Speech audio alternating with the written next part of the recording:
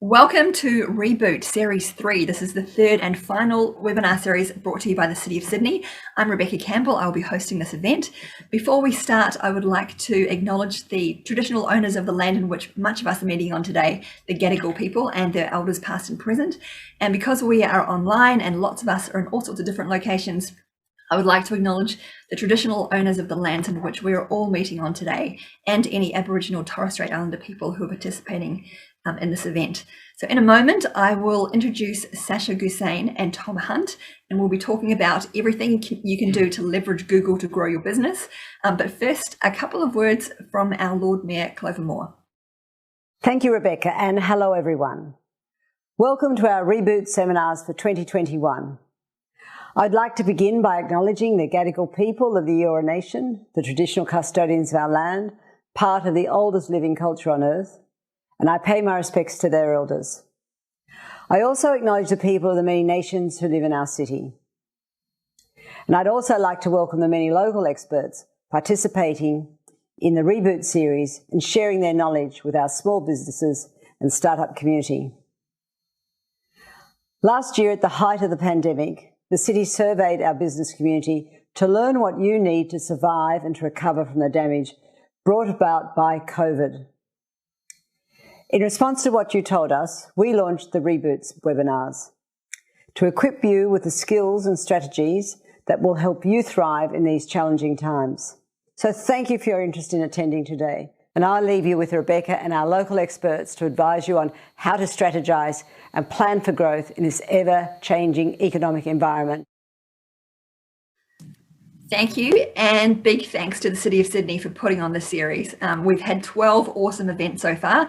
So if this is your first Reboot event, welcome. We're going to share in chat a link which will take you to videos of the previous 12 events. So we've had lots of events in digital marketing, content marketing. We had a lot of events last series on leadership, capital raising. We've had founders of Employment Hero, Vino Mofo, TEDx Sydney. We had the global CEO of Xero last series. So I would encourage you to check out any of those videos if you've missed them, because there's been some great content.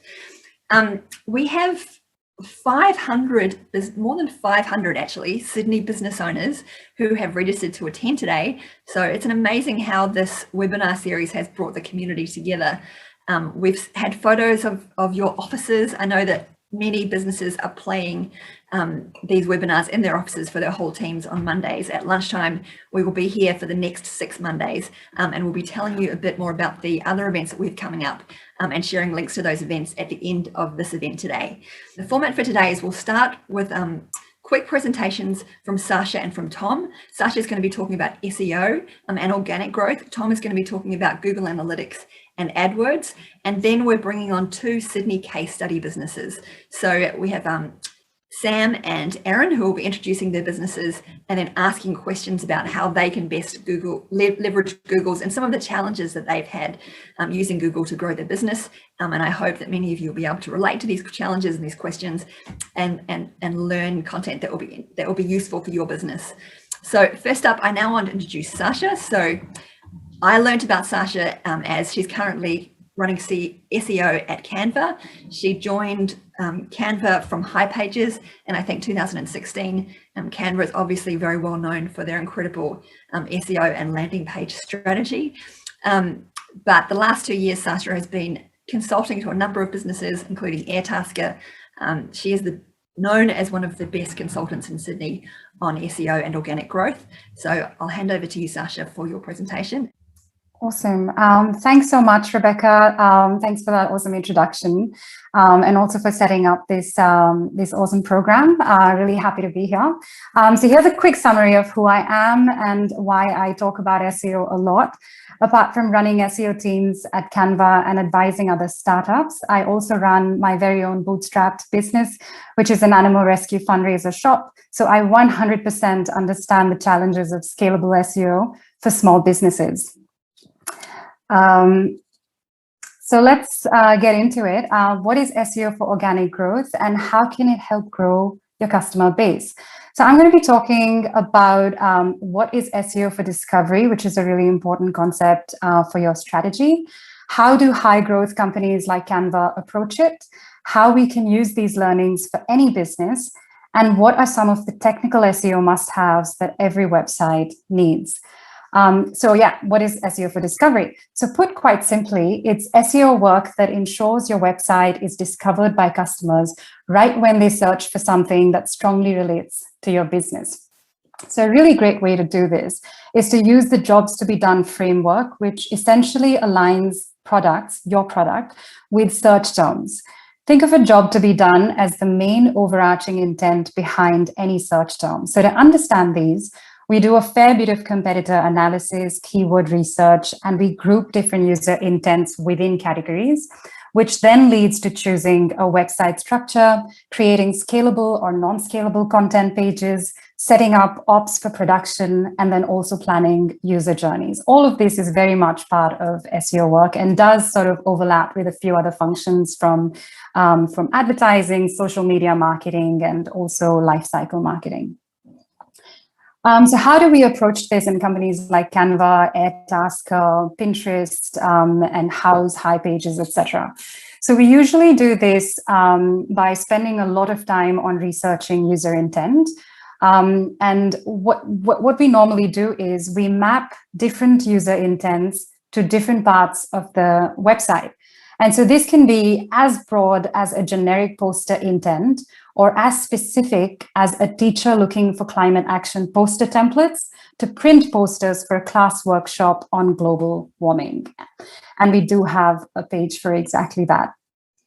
And this then translates into a user-friendly website structure that you can see here, split into two sides. So you've got the do or the create side, where the job to be done is to do or create something.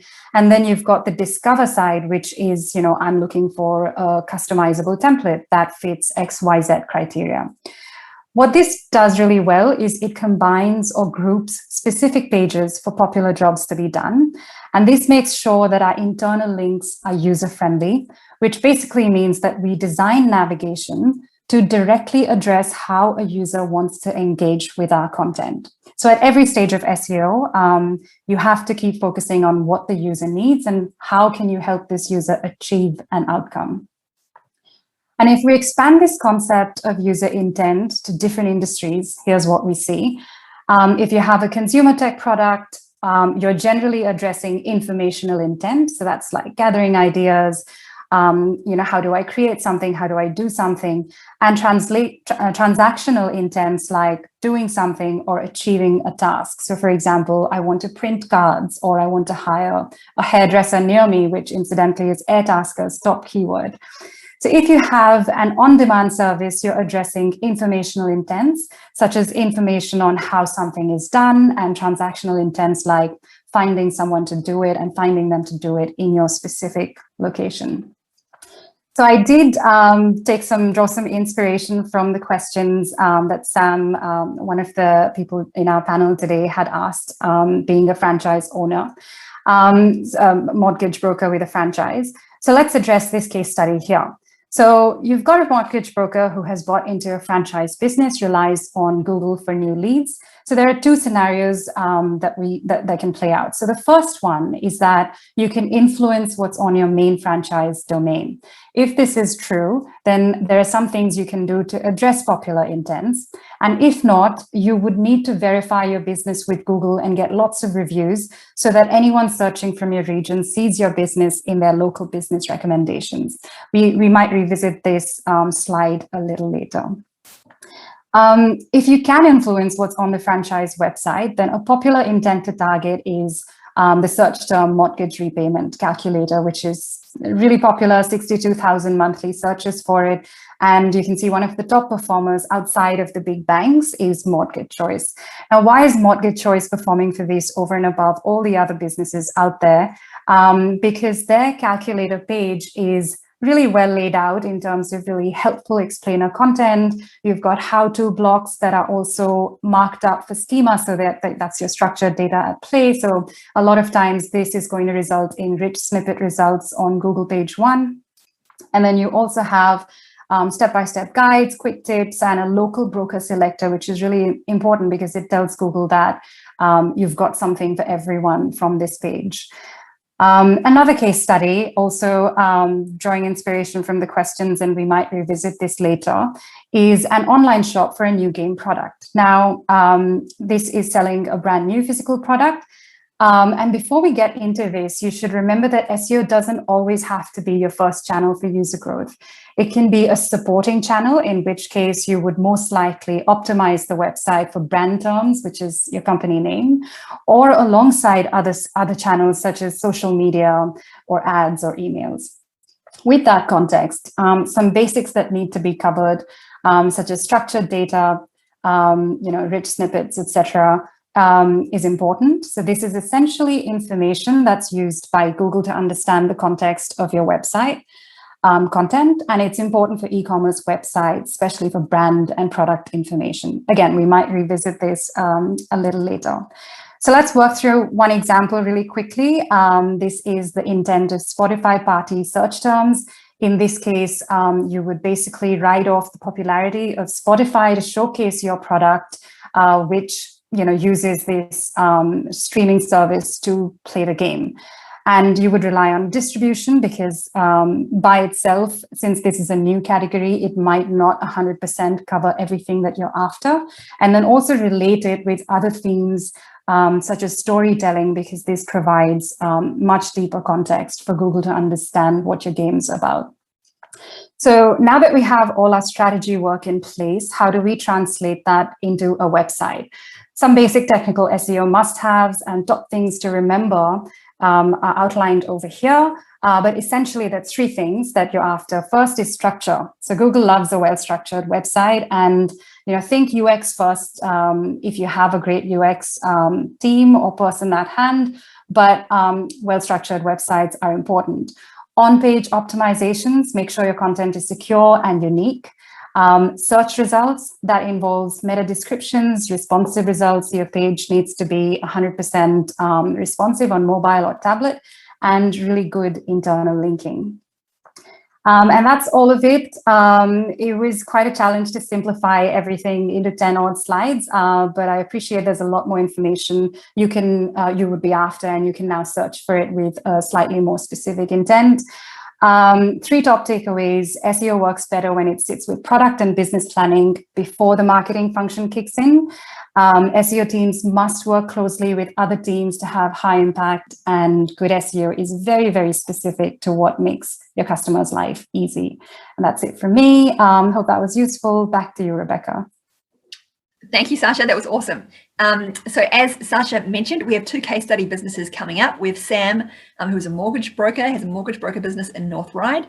And we also have Eran, who has an e-commerce store that he would like to ask questions on. So some of Sasha's slides related to them. We'll be covering both kind of the more simple starting out questions from Sam, and then we also have some more advanced SEO questions coming from Eran as well.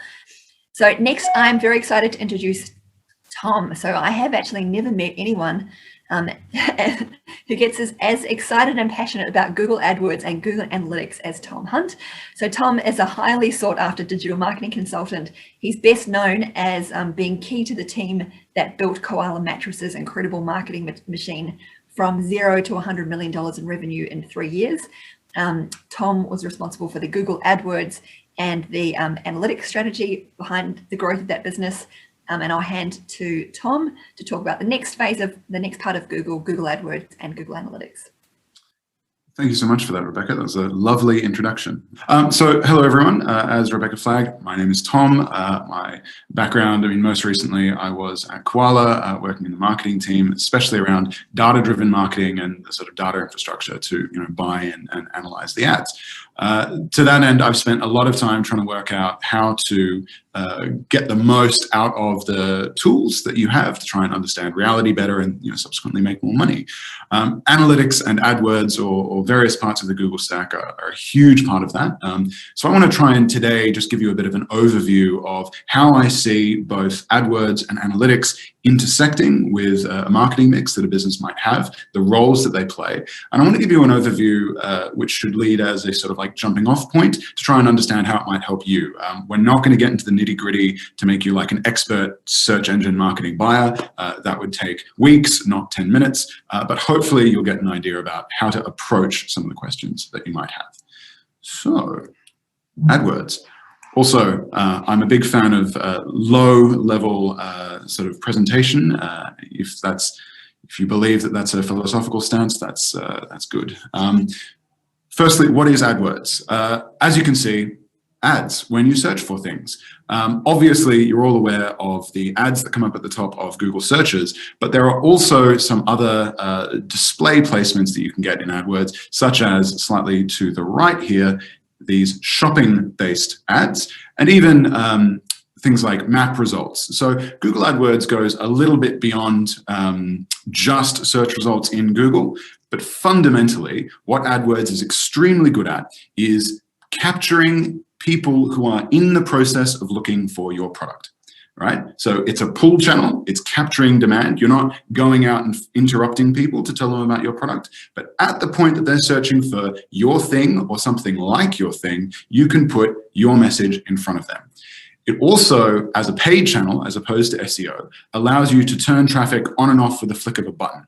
So it's very, very good to allow you to test or attempt to amplify things that are already working well. Everything that Sasha said about correctly structuring your pages, correctly structuring your content, making sure that things are aligned with the purposes that your users and potential customers have is essential. And then, from that point, you can amplify this, boost it, and accelerate it by putting money into AdWords to send people to that content. It's easy to do. It's very easy to start. It's extraordinarily hard to do very, very well. That's AdWords in a nutshell, basically. The key thing that I want you to take away from this is that it does not generate demand. AdWords will not make people aware of your product or make people aware of the need that they have for your product. It will capture intent, whether that intent is for your specific brand and people searching for your brand, or more broadly, people searching for the category. You can capture when people are searching, but you can't make somebody search with an AdWords. Or with an AdWords campaign. So this means that it's essential to run AdWords in the context of the rest of your marketing mix. We'll circle back around to this, but you should never be running it alone or as your primary channel. It will get very expensive and you won't see the benefits of a more sort of holistic marketing mix. But let's talk very briefly about how it works technically. I am not going to go more in depth than this. You can reach out to me after and we can have a chat about it. But fundamentally, with an AdWords campaign, you set up the keywords that you are seeking to address, or the keywords that you want to appear on when people search. You set a budget, you set some targeting options, such as what geographies, and then an objective, whether you're paying for impressions, which is the number of people who see your ads, clicks, there's the number of people who actually click on your ads, or even a conversion objective, such as a purchase. So that's slightly more complicated. Then you set the landing page that people are going to be sent to when they click on the ad, and you press go. Google will then automatically push all of this information through auctions that occur every time an ad is run, right? So every time a search is run, every time somebody searches for something on Google, in that split second, every advertiser who has aligned with those keywords will be shown your ad or one of your competitors' ads, depending on your budgeting. The ads are then displayed, as I showed you before, and then at the end of that, you get reporting on impressions, clicks, the amount of budget that was spent, and importantly, something called your ad quality score. Google actually penalizes ads that appear to be providing a bad user experience and elevates ads that appear to be highly relevant and a good experience for users. So again, speaks back to the exact same principles as SEO. You want to make sure that you understand very clearly what people are looking for. You want to make sure that the landing page that they see when they click on your ad is immediately relevant, and you will actually be rewarded by the algorithm for that good, positive UX. A lot of really scammy or black hat stuff that marketers do is more and more being pushed away and successfully actually penalized by the Google algorithm. So, just try and do everything in good faith, basically. So if you are starting to run AdWords, what is the process of trying to iterate or optimize an AdWords campaign? There are a set number of sort of elements between your targeting with the keywords that you're choosing and the way that you're carving out or trying to identify and capture that intent. There is the different ad creative that you have available, whether that's text or images, if you're using the shopping network or search, and then the different landing page experiences. Fundamentally, those are the levers that are available to you, and any good AdWords optimization campaign will be an extremely iterative and systematic sort of step-by-step through each of those elements. You know, are we targeting the right keywords? Can we try new keywords? Are we using the right creative? Can we try new creative? Do we have the right landing page? As you can tell, this is a very, very involved process. It's quite time consuming, and it requires a comfort with making the inferences of change and result over a long period of time. So as soon as you're spending, I would say around $1,000 a week, you really should consider having an agency partner as a small business, or even somebody in-house who's able to run this. It is possible, but difficult to drive results from AdWords by sort of setting it and forgetting it. The proper care and feeding of your AdWords account is crucial. So in that case, how can you use AdWords as a business without a huge budget, right? You don't need to have it always on. You don't need to treat it as a primary channel. As a smaller business, if there is a big spike in demand, either for your market, for your brand, maybe something's on TV, or maybe there's like a big organic brand moment, you have a video that goes viral or something, you should make sure that you run AdWords to capture that demand, capture a big spike in interest in your brand or in your market. You should also be defending your brand keywords. If your competitors are bidding on your brand name, obviously they're going to be trying to siphon traffic away from you. You should be making sure that anyone who Googles for your brand, the highest possible intent, is seeing your ads.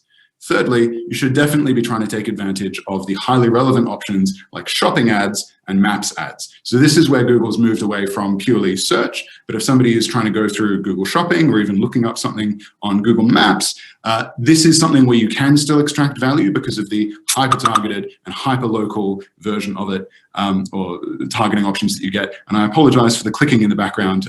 That is something on my Slack as people are hitting up my website. Sorry about that.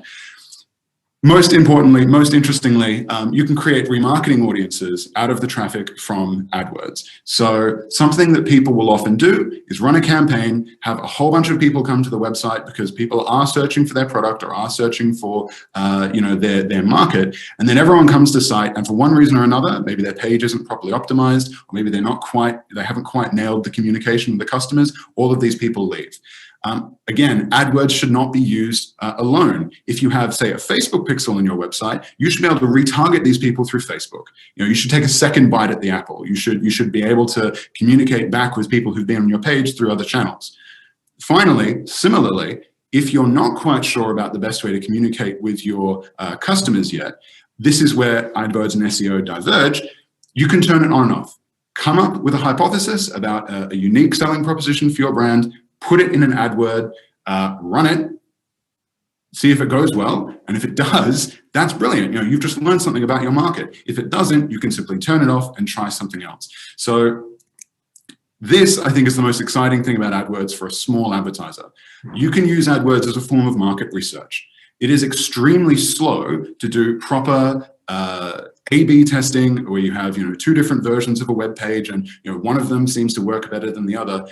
It's extremely slow when you have low traffic. But if you have an idea about a reason that people engage with your product, and you put it on you just put it in a Google ad, you can see extremely quickly whether or not people are engaging with that ad versus an ad with a different piece of copy or a different piece of creative. So it allows you to A/B test and achieve statistical significance extremely quickly and relatively cheaply.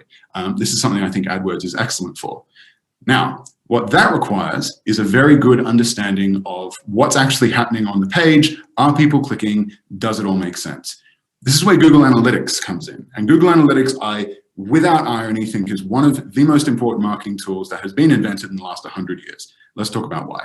So all Google Analytics does is track users that have come to your page. It tells you where they came from and what pages they looked at. That's it. There's a number of slightly more advanced pieces of reporting, but fundamentally, it just tells you the number of people who looked at what pages. That is actually hugely valuable if all you want to know is how your advertising mix is going in driving people to your page. So the most important part of that is using something called UTMs. UTMs, oops, oh no, sorry. We're going to jump to UTMs in a second. Here's an example of what a report looks like. And I've blanked out some client identifying information, but fundamentally, if you go into Google Analytics, as you can just see, this nice sort of upwards trend of traffic, over a period of time, and then a bit of a downwards trend afterwards. This is how many people are coming to your webpage, right? UTMs are important because they allow you to actually break down where traffic is coming from, what marketing campaigns are driving the uplift that you're seeing to your website, and what efforts that you're putting out into your world are actually resulting in more people engaging with your brand. So what actually are UTMs? I've been using the term over and over again. It is simply some extra information that you put on the end of every link to your website. So whether or not there's a link to your website in an email, or a link to your website in a Google ad that you're running, or a link to your website in a blog post, or a link to your website on Facebook, wherever somebody can click on a link to your website, that link should include UTMs that define, what campaign is this, what channel is this, what piece of creative is this. There are a number of predefined bits of information or categories of information that you can attach to a URL, but they're entirely arbitrary, right? Neil Patel has a really good blog on this. You can see down the bottom here for more details. But so what UTMs allow you to do is break down not just are more people coming to your website, but where are they coming from? So you can see the example here, website, buffer, guest blogging guide, 8-day content, Kikolani, new Gmail. Now, what does that mean? Who knows? Doesn't matter. Those are arbitrary labels. But what's cool is that the marketer looking at that goes, oh, look, new Gmail. We thought it was going to be a really big campaign, but actually we only got 33 visits. So maybe that didn't work. It gives you that clarity.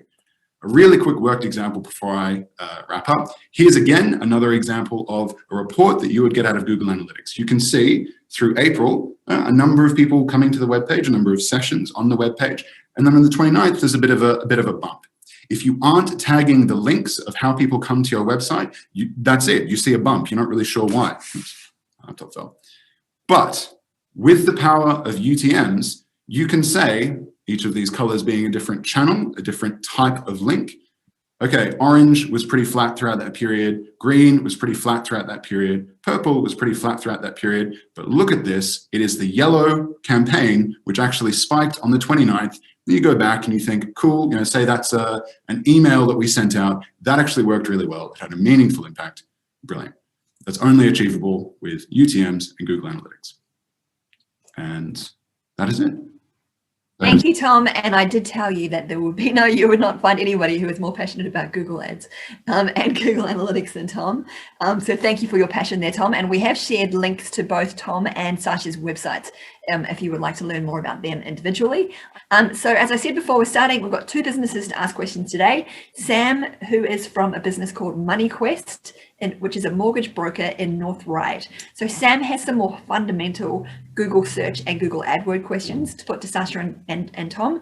And then we will be introducing Eran from Song Saga, who has some more advanced SEO and Google Ad Analytics questions for Sasha and Thomas. So we're going to try and cover, the spectrum of businesses today. But first up, Sam, if you could give us a really quick introduction of your business, and then if you could put your first two questions to Sasha together, that would be great.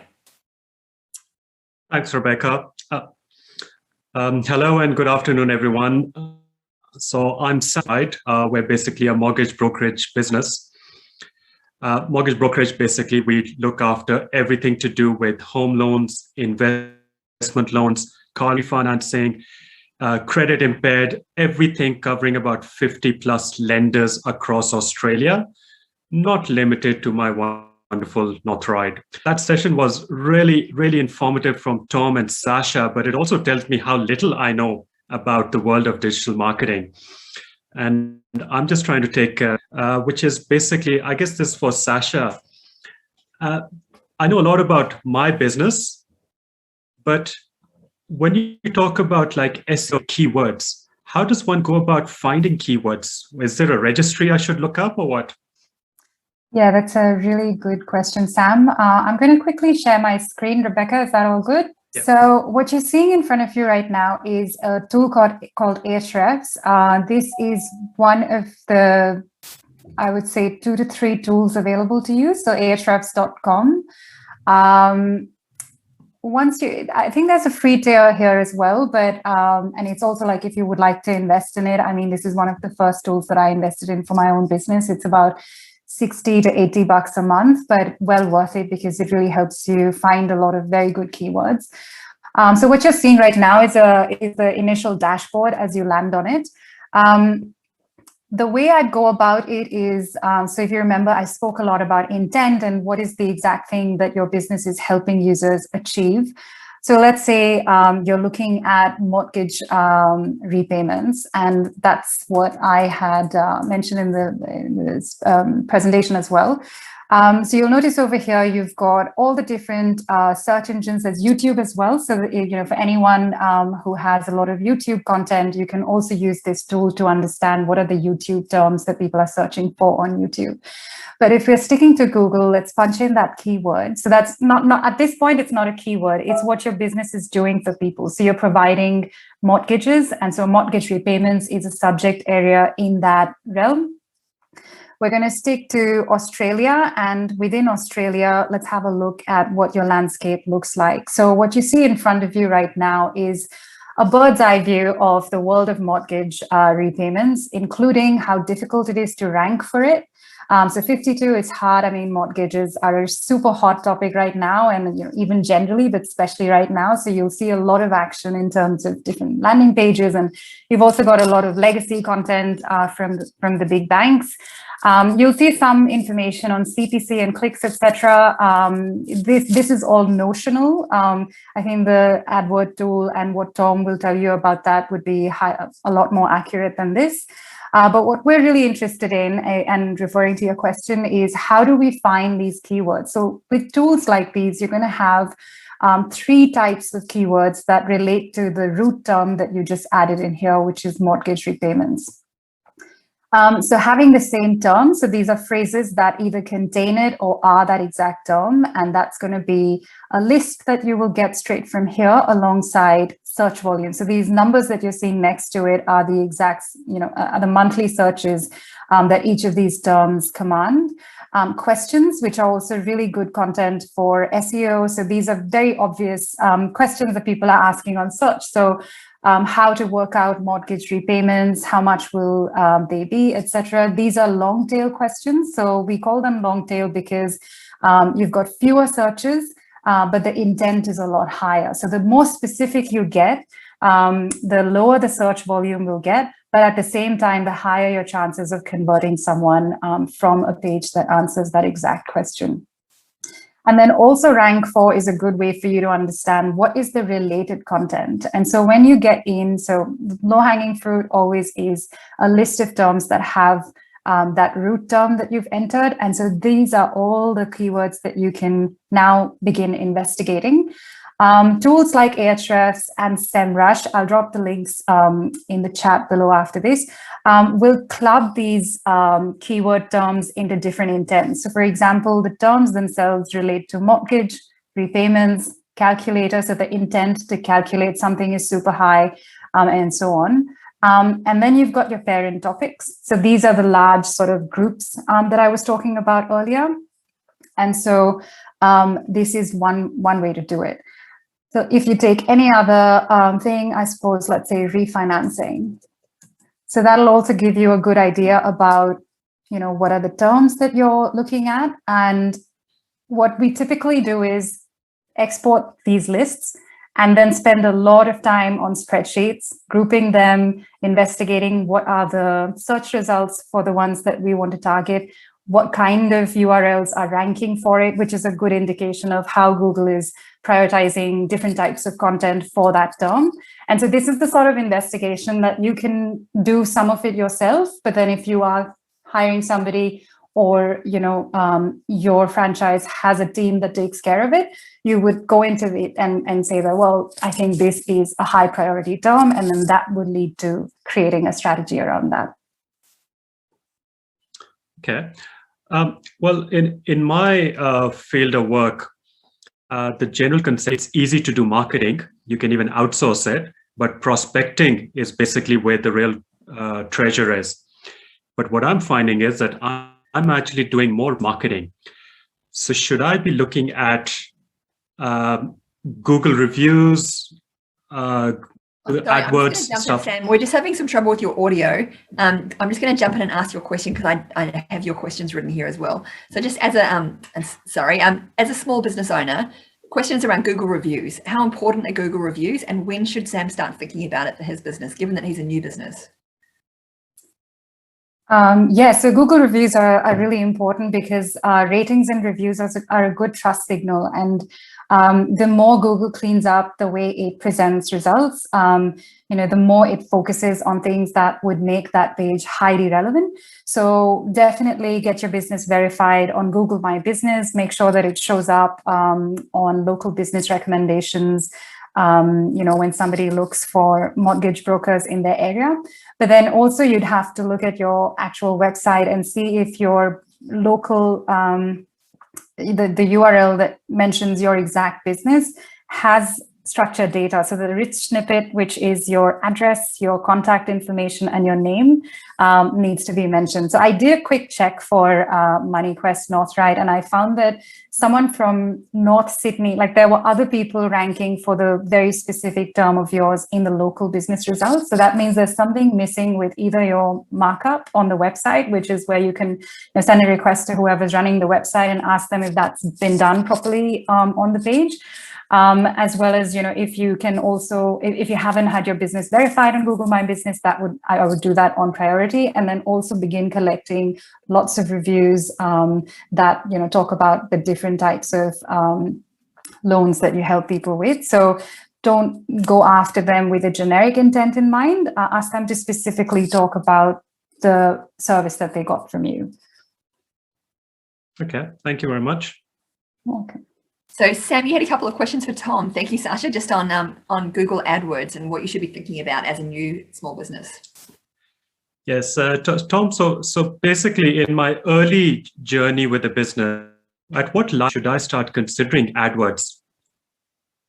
So this is a very interesting question, because especially in your market, any situation or any business where the sort of lifetime value of a customer, or even the immediate value of a customer, is extremely high, potentially even measured in thousands of dollars, is going to have absolutely vicious Google AdWords bidding.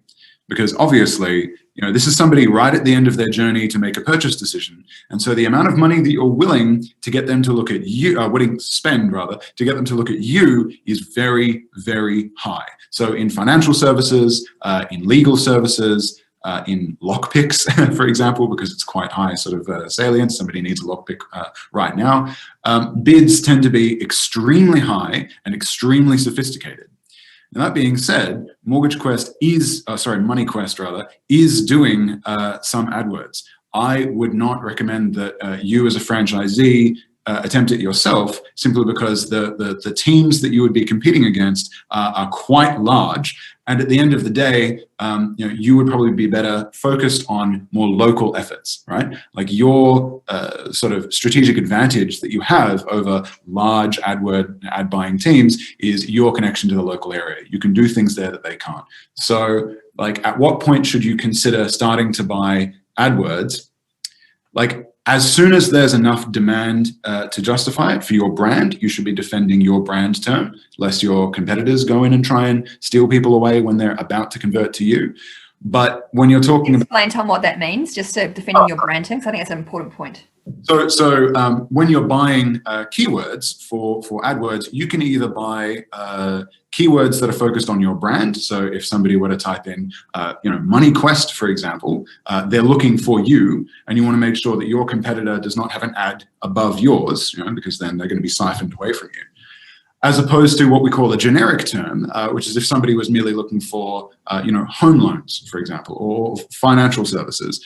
There is going to be a lot of competition for those terms, and the the amount of money you would be able to make out of people who are still at quite a high level of the journey is going to be less. So it's a much thinner margin. It's a more complicated proposition. So you should be defending your brand and your brand searches very, very quickly, but you should, how quickly you should get into generic search and trying to capture sort of general market demand through AdWords is very, very dependent on how competitive your particular niche is, and financial services are extremely niche, so you're going to have stiff competition, and also how confident you are in your on-page experience. So if you have already seen from other advertising you're doing or from successful SEO that when somebody comes to the web page, they convert, they get what they need, the value is clear, and the next step where they get in contact with you or whatever the next step is works, then you can be confident attempting it. But it really should be considered, or AdWords, until you reach a reasonably high level of sophistication, should be considered more as a supporting channel. Thank you, Tom. Thank you, Sam. I'm going to now bring on Eran. So Eran has a business called Song Saga, which I hadn't heard of until we spoke, although I had heard of Eran because Eran has a impressive background in advertising. So you already know a lot about this, and you have got some more advanced questions for Sasha and Tom. Eran, do you want to start by telling us a little about SongQuest and your challenges, or victories using Google so far, and then put your questions. I think you've got the first questions to Sasha. Yeah, sure. It's Money Quest and Song Saga, not SongQuest. SongQuest is a different game. Sorry. Yeah, so Song Saga is a party game for adults. It's basically the way I describe it is when you play, you take a musical trip down memory lane. It's a box full of cards, and every card in the box is designed to spark a memory of the music and moments that have meaning to you. And every time you play, it's like a joyful connection with the people you're playing with and recollection to the memories of your life. So it's a really interesting, fun experience.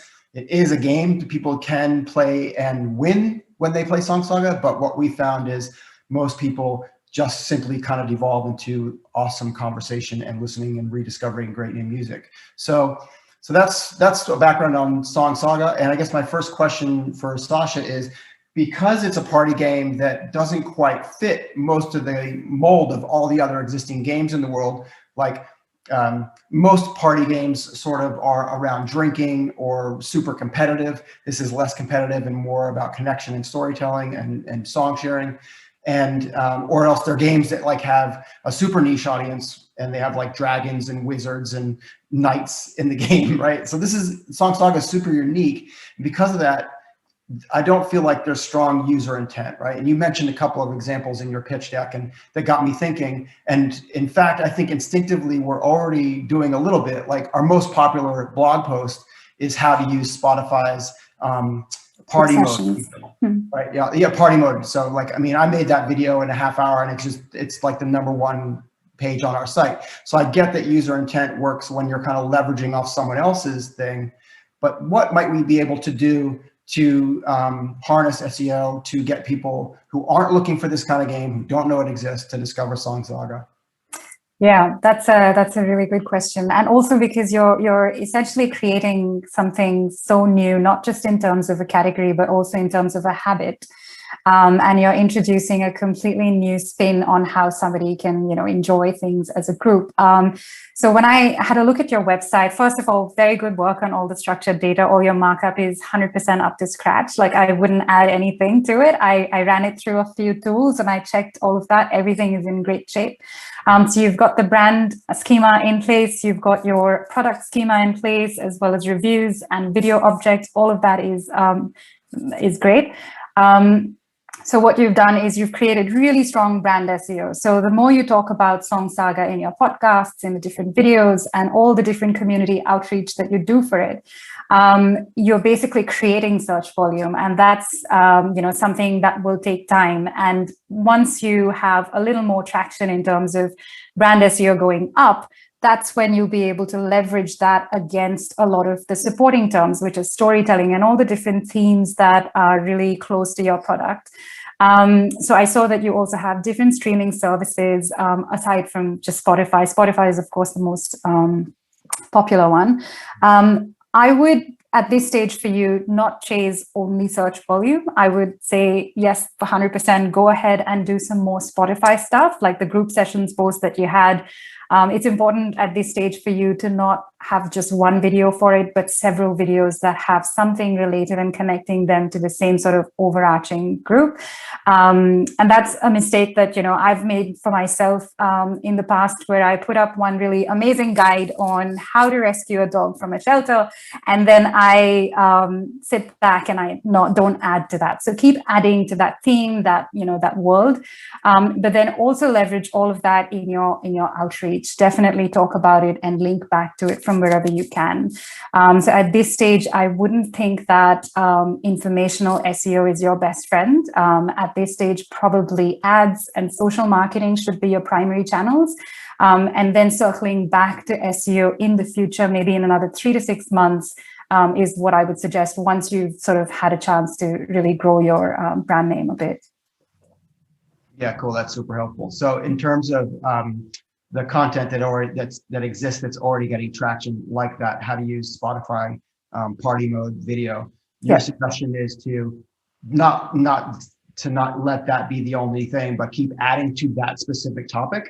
That's right. And also because you can use that in different ways, so that content will get used in, there is informational boosting of content as well. So an ad doesn't, I'm sorry, Don, I think you probably refer to that, but an ad would not always send people into a transactional page. It can also send people to a fun page or something that you want people to associate with your brand.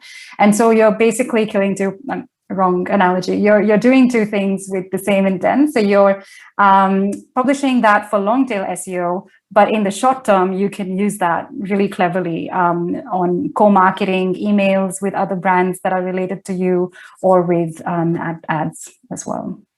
Yeah, cool, great. Okay, so second question, you maybe touched on it, but it was around schema.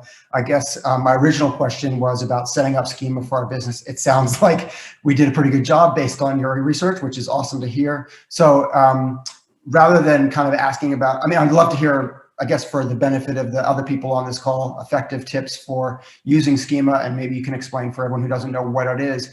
The specific question that I have now is, what is the difference between schema and rich snippets? So rich snippets it essentially belongs to the same thing. You use markup language on your page, and by markup, I just mean you identify in HTML tags on your page something that tells Google what that page is about. So if it's a product page, it's going to be schema around the product title, that is your product name, how many of that product you have available, as well as the pricing and, all this information, descriptions, etc. And likewise for ratings and reviews. So it's essentially markup in the HTML of your page, sure, but at the same time, not everyone has access to engineering that's going to do this for you from scratch. So what you would then use is an out-of-the-box website builder. So a lot of people use WordPress, and Webflow is becoming more and more popular now. Most of these out-of-the-box website builders have structured data in like plugins that you can use. And so Yoast, for example, is really popular for meta titles and descriptions, but then you also have a lot of other related plugins that you can use for product and brand schema. So it really depends on the website builder you use. If you have, lots of money and you want to build something from scratch, although I would not recommend it to a small business starting from the ground up, you would have to give the structured data as a build requirement to the engineers who are building your website. Yeah, cool. That makes perfect sense. So yeah, our store is WooCommerce on WordPress. And heading into my third question here, it's the tool that we used to effectively set up all our schema and try and optimize for SEO is called Rank Math. And I've used Yoast in the past, and I thought Yoast is a great tool for people who I think are a little bit more savvy and completely understand the impact of what they're doing, or understand what they're doing and the impact it might have. What I like about Rank Math is it gives you a score. So as you're adjusting your headings and your subheads and your slugs and all the kind of search snippets and things that you can put in there, it kind of gives you a score from 0 to 100, and then advises you like, hey, if you use a number in your H1, that might rank higher. If you haven't used your keyword term in your image alt tags, add that, and that will help it rank higher. So it kind of guides you through the process in a really nice way. My question is, how reliable is that, and how do I really know, trust, believe, and accept that it's doing what it's supposed to be doing? Yeah. So Rank Math, Yoast, all of them do the same thing. They follow the principle of keyword density. So what that basically means is, they are suggesting that these are the different places that Google is going to look for, keyword presence to determine how relevant a page is to search.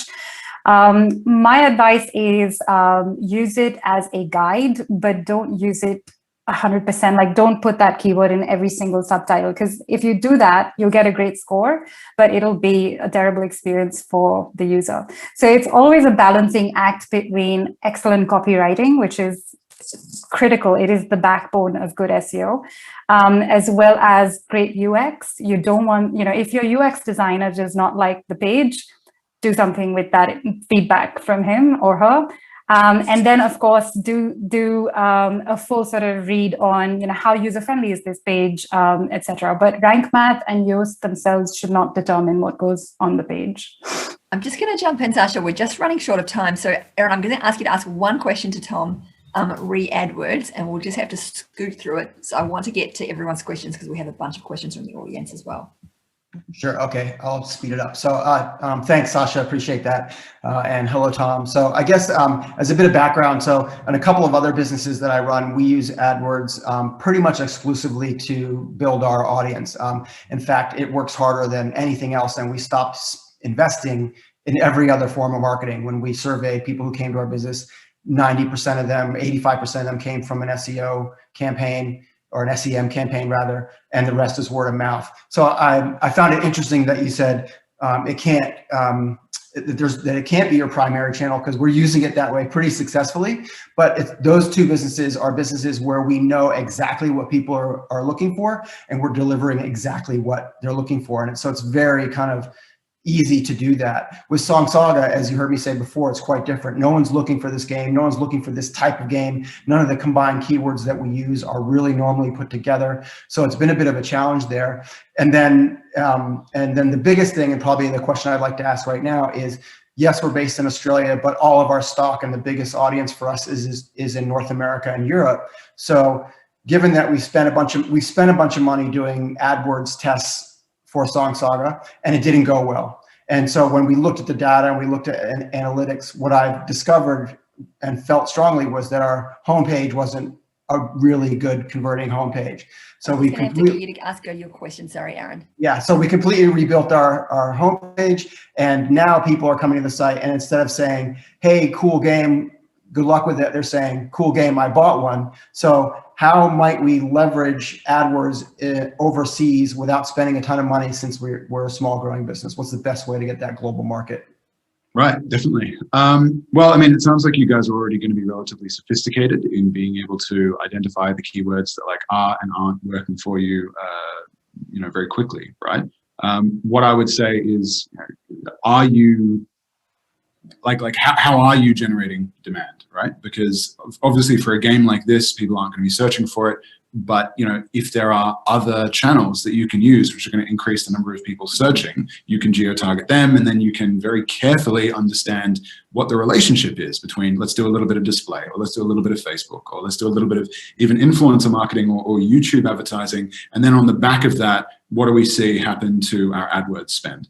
We don't have tons of time to go through it, unfortunately. But I mean, if you are struggling to get into a new area, it's either there's a new media mix needed, just based on the appetites and the consumption behaviors of that market, and or you don't understand for this new market how the USPs might be different to your original one, or to Australia, for example. And that speaks back into the sort of testing that you can do very quickly with AdWords, especially if you guys are confident in your landing page experience. Just take a moment to iterate through all of the different sort of explainers that you might have, then pick the top 10%, go back to what you were doing before, and see if that does actually drive uplift. Pretty straightforward. Yeah. Cool. Thanks. Awesome. Thanks so much, Eran. And thanks, Eran. Thanks, Sam, for being so willing to ask your questions today. It was great to learn about your businesses as well. We are now going to scoot through questions from the floor. If you would like to ask more questions or upvote the ones, we may not get to all of them, we'll get to as many as we can. And I'll just ask Tom and Sasha if we can answer the questions as quickly as possible. The first ones had loads of votes. Are we going to get copies of the presentation? We will not be emailing out the slides, but you will get an email with a link to the video. So you can watch the video again and watch the slides again.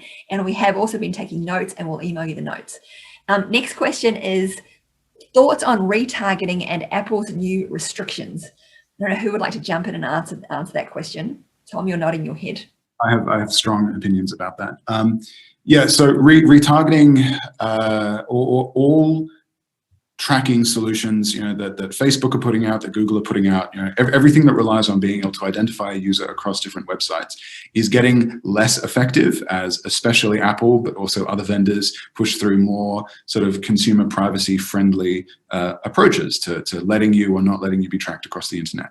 That being said, they are still currently extremely effective, and it's extremely important to include in your media mix hey, we had people interact with our website, and then, what sort of messaging do we send back to them? What's crucial is to not just say everyone who ever came to the website, but really break it down by, what they did, try and get an indication of what perhaps stage of the purchase journey they're on. Is this somebody who engaged with the product really heavily or just sort of dicked around on your homepage for a little bit?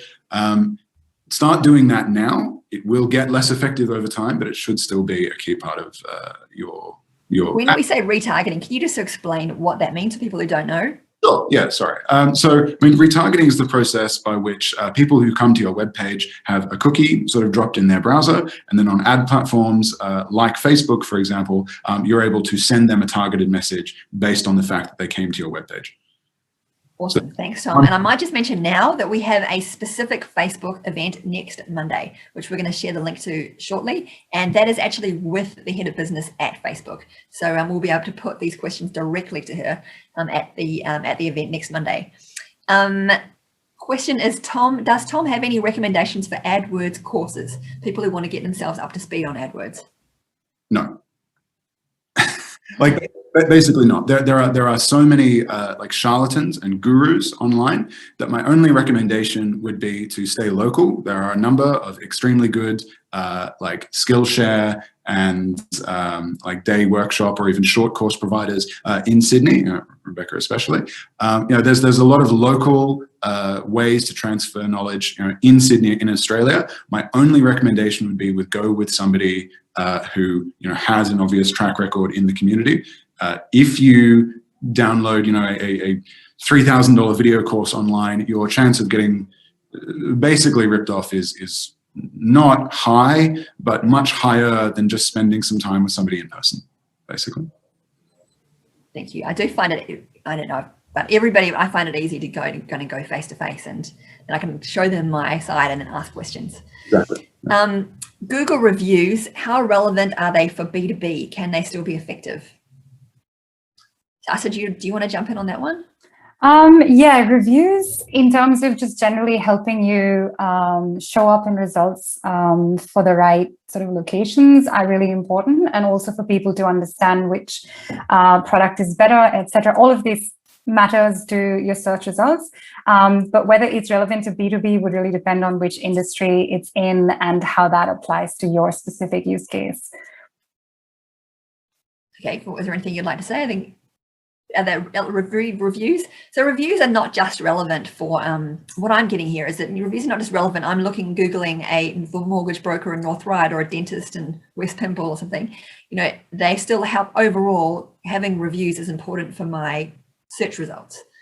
So it doesn't really matter if nobody is searching for me locally. It will help for my overall search result, even if I'm a B2B business. Is that right, Sasha? Yeah, that sums it up. Okay, cool. So question from Rush, off-page SEO, are inbound backlinks still a thing? I know a few years ago, you used to pay someone and they'd go and get you a whole lot of backlinks to improve your SEO, which seem to become less important over time. But are backlinks still something that you need to focus on, Sasha? Yeah, so backlinks are, one of those things that gave SEO a really bad name, didn't they? Because they were so spammy, and even now in all our accounts we get a million mails. Backlinks are still relevant as reputation signals. So the more people will link to your website, the more Google understands that the website is an authority on a particular subject. So there are three things to really remember. One, you still need to create good content. If you're going to send random backlinks to your domain, it's not really going to help you. So you have to create good content, reach out to the right people, make it super contextual. So if you have, for example, with Canva, we reach out to people who are creating great videos and we say, hey, we've got a new feature that you might enjoy using, and they like it. Canva is, of course, a big name, but on the other flip side, if I have an animal rescue starter kit, and I reach out to animal rescue shelters and I say, here's something that you can send out to people who are adopting from your shelter. It'll help them keep their house ready. They are likelier to then promote it on their website. So make it contextual, make it really good, and it'll work for you. If you don't do that, it's not going to work at all. Cool. That's great advice. I'm thinking about I could get to link to my website. Who would find it useful to link to something that I've written. So exactly, great advice. On page SEO, this is another one for Sasha. Is there a way to mark up for greater context or voice search? So voice search is still quite a small fraction of what leads to performing SEO for people. But if it is an industry, like for example, if it's travel and there is a higher chance that people are using voice search, I would just apply the same principles, which is keep the information conversational. So approaching Q&A style content is really good for voice search. And also in terms of guides as well that have different article structured data marked up for them. So it's still the same principles. The only difference is that voice search will take into account how conversational and natural that page content is. Cool. Thank you, Sasha. And a couple of questions for Tom. So Google Analytics, is it free to use? Is a question from Anna. Yes, it is. Okay, great. Is there anything else you want to add to that? It's free to use. To install it on your website is relatively straightforward. There are some other also free tools that can make it easier. But yeah, it's free up until you're running, tens of millions of sessions through it, and then you might want to upgrade. Cool. And one more question just on spend from Mark. So when you make your decision about how much to spend on Google AdWords, should you be looking at lifetime value of customer, or should you be looking at immediate value of the customer? I'm really, really glad that you brought this up, because lifetime value of a customer is one of those, I think, incredibly dangerous concepts. Obviously, if you are going to spend money on a customer to acquire them through AdWords, their first transaction with you might not pay for the amount of money you spent on them. But ideally, that's a customer for a number of transactions, depending on your business. And over that period of time, they'll pay back for the amount of money that you spent to acquire them in the first place. Many, many businesses are using a lifetime value of the customer to justify very high amounts of spend in all paid advertising. This is really useful and good, but actually calculating what the churn rate, the length of time a customer interacts with you before they fall off is quite complicated. The neat little sort of workaround that I have is, how much money do you have left in the business? What's your runway? And how much money is that customer going to make you over that time frame? And that's the most that you can spend, because there's no good deciding that a customer actually has a 10-year lifespan, but you run out of money in 6 months, right? Like, just work out how much money you can make out of them before you run out of money. And that actually answers the question way better than Bruce Hardy and Peter Fader, some brilliant academics looking at this question. Incredibly complicated statistical models. Just when are you going to run out of money, and how much money can you make from somebody before that point? Awesome. Thank you, Tom. And thank you, Sasha. We are going to have to wrap up because we are 7 minutes past 3. Thank you for all the great questions. We didn't get to all of them, but we did get through most of them. Thank you very much to Tom, Sasha, Eran, and Sam for your time today and participating in this event. And thank you to the City of Sydney for hosting this seminar series. The 2 events I want to point out that are coming up next, there's 6 in the series, but next week is with the special event with Facebook that is with directly Facebook's head of business. You can register for that one now, and it may well fill up because we had more than 500 today, and we do have a capacity with Zoom. So I suggest you register if you want to come along to that one. We also have e-commerce heavyweight. So we have the co-founder of The Iconic and the CEO of Red Balloon. We're talking about how to increase traffic and grow your online store. That is coming up in 2 weeks' time.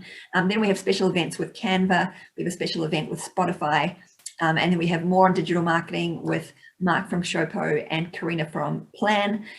They're all coming up as well. So please do check out the whole series, which we've just put up in chat. Also, back to these webinars, if you would like to be a case study in any of the upcoming events, if you see any of them and you think you would like to pose questions to those experts, please message the City of Sydney business email address, which we will now share on chat as well. That's it really, that's a wrap. We're also going to, actually one more thing, we're sending you a survey. If you could share, we'll put the survey link in the chat, give us 2 minutes of your time and tell us what you thought of the content today. Will you be using it, and any suggestions for how we can improve the rest of the series? That is really helpful information, and it helps us shape the events going forward. Thank you again to everyone. We had a huge number of people attending today, and I hope to see you all again next week.